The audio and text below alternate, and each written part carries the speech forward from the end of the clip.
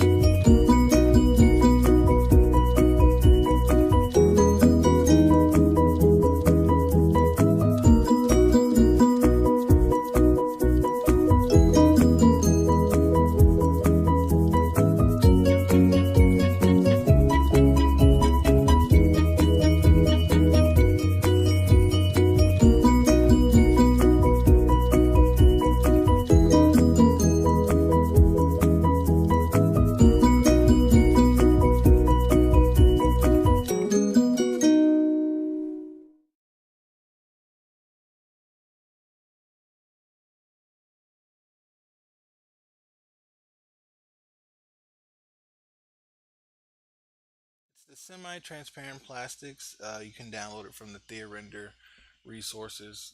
I just googled Thea Render resources and it'll take you straight there. And scroll down on the right side of your page. I just did a video on this, downloading this specific one.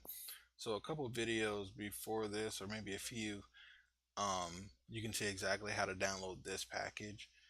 But if you're doing something with Tupperware or any type of plastics, I recommend you download it because these look very realistic and yeah, they're pretty good. So hope you enjoyed the video. Don't forget to like and subscribe. Thanks.